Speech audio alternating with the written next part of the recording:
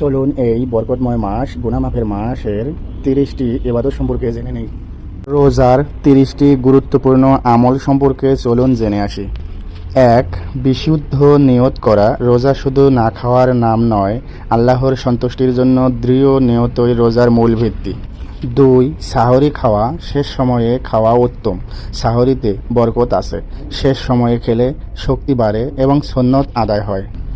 3. সাহরিতে দোয়া ও ইস্তিগফার করা। ফজরের আগের সময় কবুলিয়াতের সময় ইস্তিগফার ও দোয়ায় অন্তর নরম হয়। 4. ফজরের নামাজ জামাতে আদায় করা। দিনের শুরু আল্লাহর স্মরণে হলে পুরো দিন ইবাদতময় হয়। 5. 5 ওয়াক্ত নামাজ সময় মতো আদায় করা। রোজা তখনই পূর্ণতা পায় যখন নামাজের হেফাজত করা হয়। 6. কোরআন তেলাওয়াত করা। প্রতিদিন নির্দিষ্ট অংশ। রমাদান কোরআনের মাস, নিয়ত এ তেলাওয়াতের হৃদয় আলোকিত হয়। 7. কোরআনের অর্থ বুঝে পড়ার চেষ্টা করা। কোরআন বুঝে পড়লে কোরআন জীবনের দিক নির্দেশনা হয়ে ওঠে। 8. বেশি বেশি জিকির করা। তাজবিহ, তাহলিল, তাকবীর জিকিরে অন্তর প্রশান্ত হয়, গুনাহ মাফ হয়, সওয়াব বাড়ে। 9. দরুদ শরীফ বেশি বেশি পড়া। দরুদের রহমত নাজিল হয়, দোয়া কবুল হয়। 10. মিথ্যা, গীবত ও অশ্লীল কথা থেকে বিরত থাকা। রোজা শুধু পেটের নয়, জিহ্বার রোজাও জরুরি। 11. চোখ, কান ও জিহ্বার হেফাজত করা। হারাম থেকে সংযমই তাকওয়ার পরিচয়। 12. ধৈর্য ধারণ করা ও রাগ নিয়ন্ত্রণ করা। রোজা আমাদের সহনশীলতা শেখায়, রাগ দমন করাই প্রকৃত জয়।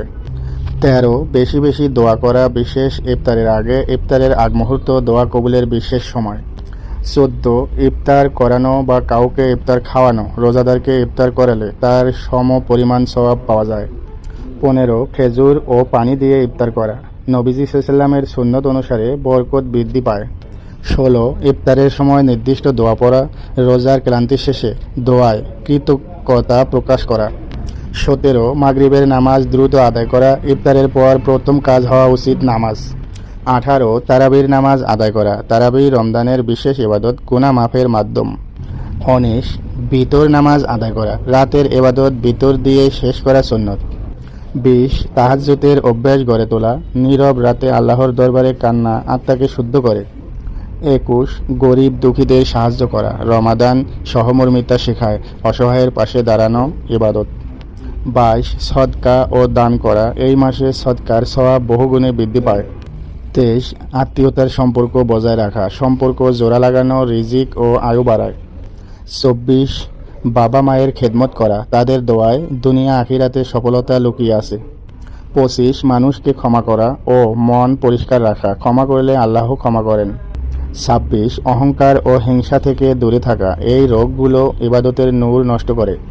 27. নফল ইবাদতে মনোযোগী হওয়া। নফল নামাজ, রোজা ও জিকিরে আল্লাহর নৈকট্য বাড়ে। 28. লাইলাতুল কদর অন্বেষণ করা। শেষ 10 রাত। এক রাতের ইবাদত 1000 মাসের চেয়েও উত্তম। 29. ইতিকাফ করার চেষ্টা করা। দুনিয়া থেকে আলাদা হয়ে আল্লাহর সাথে সময় কাটানো। 30. ঈমান ও তাকওয়া বৃদ্ধি করার জন্য আত্মসমালোচনা করা। রমাদান শেষে যেন আমরা আরও ভালো মানুষ হয়ে ফিরি, এই হোক অঙ্গীকার। রমাদান হলো আত্মশুদ্ধির মাস, গুনাহ মাফের মাস এবং আল্লাহর নৈকট্য লাভের শ্রেষ্ঠ সুযোগ। আল্লাহ আমাদের সবাইকে এই আমলগুলো বাস্তবে রূপ দেওয়ার তৌফিক দিন। আমিন। ভিডিওটি ভালো লাগলে ইসলাম প্রচারের উদ্দেশ্যে শেয়ার করে ছড়িয়ে দিন।